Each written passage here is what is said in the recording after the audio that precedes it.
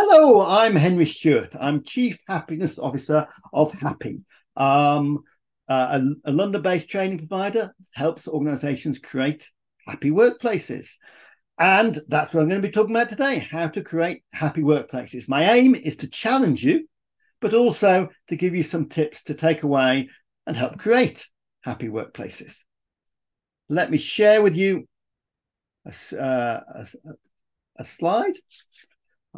We were last year in the top 2 in the UK for great workplace in the SME section and top 15 in Europe. So I like to think that we know a little bit about what it makes a great and happy workplace. So our underlying principle at Happy is that people work best when they feel good about themselves. Hands up if you'd agree with that. If so, what then should be the focus of leadership in an organisation? Well, for me, it should be ensuring that there's a framework where people feel good about themselves. And I often ask that question of audiences if that is the role of your leadership. And a few years ago, I had the chair of one of Britain's biggest retail organisations, 80,000 strong, put up his hand and say, yes, that is the key in our organisation. It was John Lewis, which at that point was authentic and customer focused. And he said that at their last board meeting, they spent 20 minutes discussing the finances and 3 hours discussing how to motivate and support people. When John Lewis was set up by Speed and Lewis in the 1920s, at the core of its constitution was the idea that whatever decisions it made should be based on the happiness of its staff. So let me ask you a question. How would your organisation be different if the focus of leadership was making people feel good? I often ask that question of audiences, and what they come back with is, oh no, staff politics, better retention, less sickness, more involvement, more creativity, more empowerment, all great things. And some people sometimes ask me the question, but surely if it's a happy workplace, is it productive? Well, actually, it is. This article in the Harvard Business Review found that happy workplaces lead to a 37% increase in sales, a 31% increase in productivity, and a 300% growth in creativity. The happy workplaces are very definitely more productive than less happy ones. There's a guy called Alex Edmonds who looked at the 25 years of best places to work in the US, and he looked at the stock market metrics. And he found that if you'd invested in the S&P over those 25 years and ended up with $100,000, if you'd instead invested in the great workplaces, you'd have ended up with $236,000. So great workplaces are definitely more profitable. So if you've got a pension, make sure you invest it in happy workplaces. I have.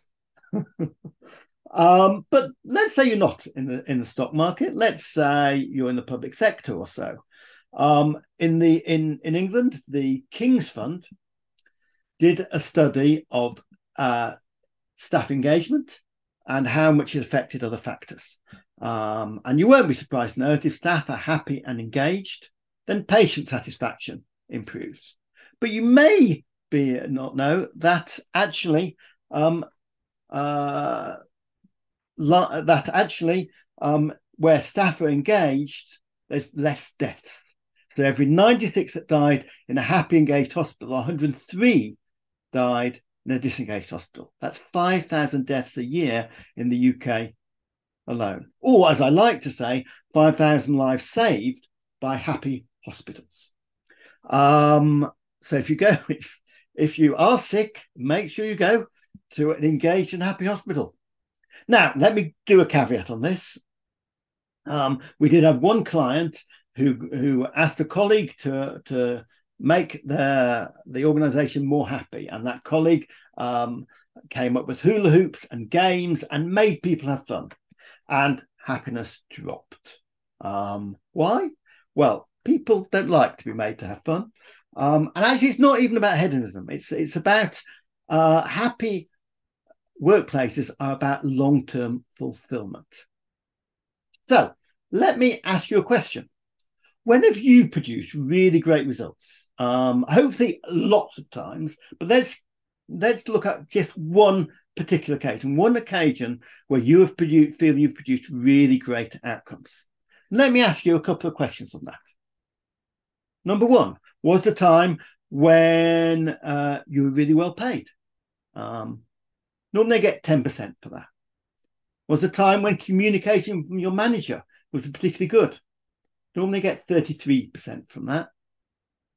Was the time when you were challenged? You only get 80% from that.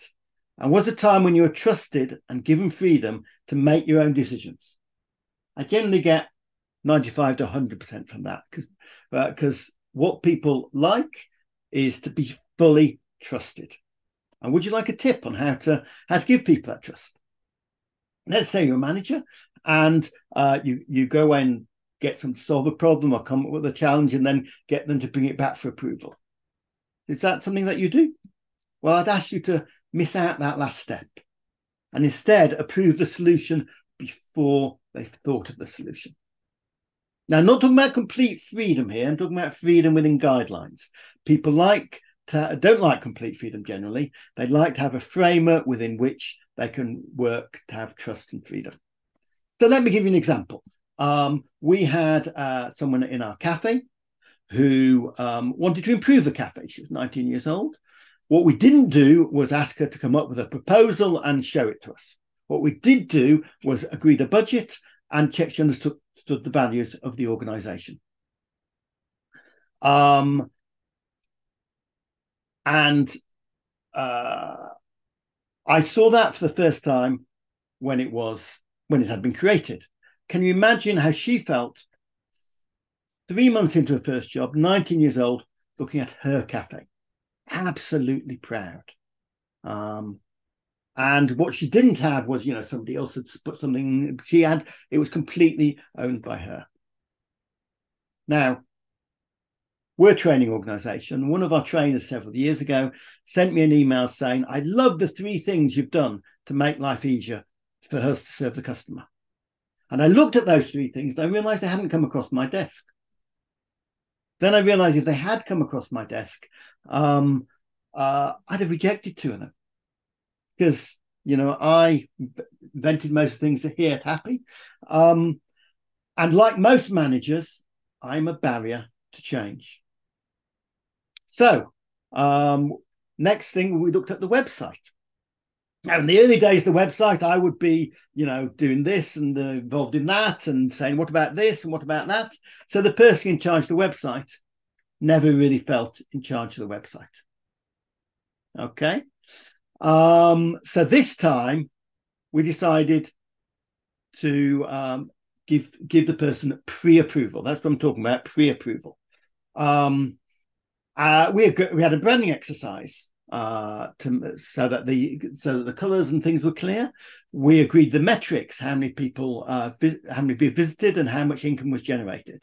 We sent Johnny on the best search engine optimization course, and we also made him ensure that he was talking to clients. We didn't know what the clients were saying. We needed to know he was talking to them. And when I saw that website the night before it launched, I wasn't that keen on it. I thought, what's this and what's that? What's that? But it was completely within the guidelines. So up it went. And when we got the metrics a month later, visitors had tripled and income had doubled, even without the benefit of my expertise. Because we had somebody who really owned that product. So pre-approval. This is, by the way, the cafe, which I love because, at Happy, we're very colourful. And this is Reed Hastings from Netflix, who wrote a book, No Rules, Rules. And in that book, there's a woman called Jennifer Nerva, who, when she was at Hewlett Packard, had a $200,000 contract that she needed to get approval from 20 people. It took her 6 weeks, an endless, hassle. When she came to to Netflix, she had £1 million deal. And she went to a manager and said, oh my goodness, who do I need to get to sign this off? And he said, nobody. If you're happy with it, just sign it off yourself. So my question to you is, are you a Hewlett Packard with lots of level of approval, or are you a Netflix? And let me just come up with one of Reed Hastings' statements. At most companies, the boss is there. The boss is there to approve or block the decisions of employees.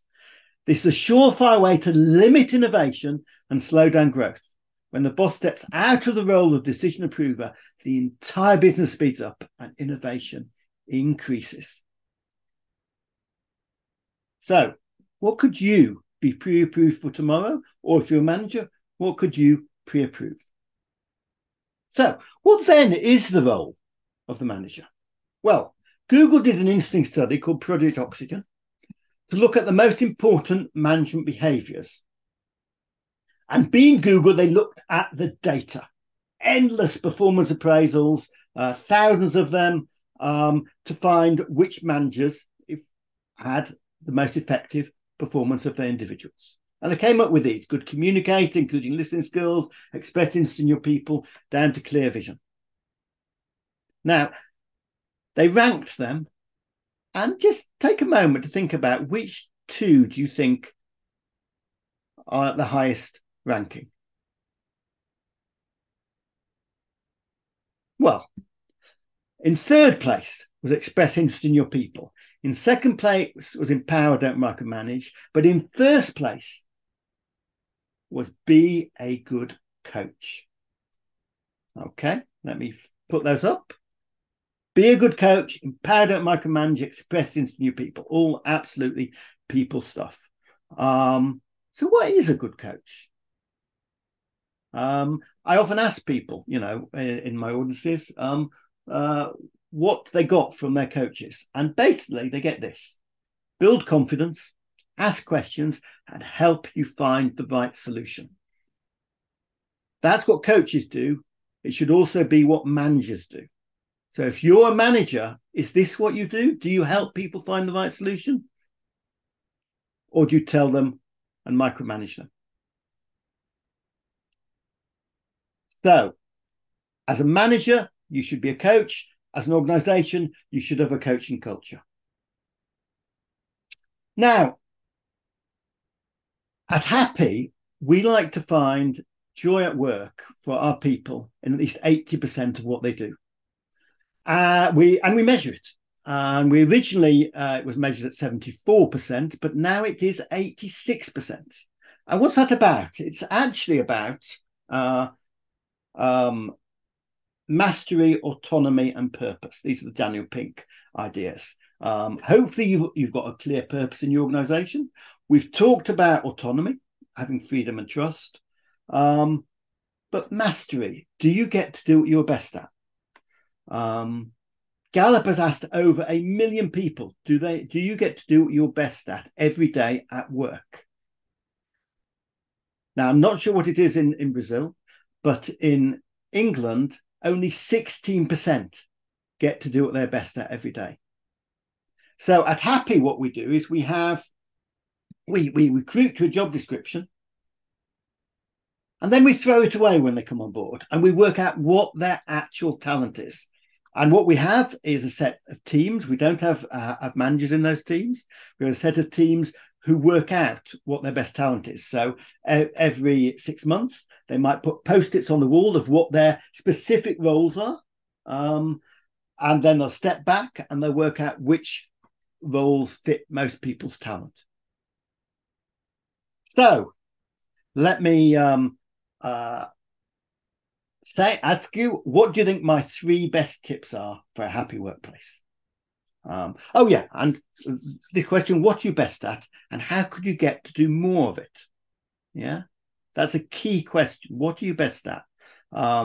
We worked with one senior leadership team where the chief operating officer was micromanaging the budget, for 25% of his time, and he felt he wasn't any good at it, and his colleagues felt he wasn't any good at it. But he was the best operating officer in the sector. So instead, he did what he was best at and got rid of the micromanaging the budget. So what could you do more of? Okay, back to the 3 key tips. Any guesses what they are? Here you go. Do what you are great at. Makes sense, doesn't it? But many people don't. Many people don't get to do what they're great at. As Gallup says, only 1 in 6 get to do what they're best at every day. Have the freedom to do it well. Yeah. Do pre-approval. Give people trust and freedom. And finally, be coached to be your best. Those are my 3 key tips for creating a great workplace. Do check me out. I'm Henry. I'm happy. I hope you are too.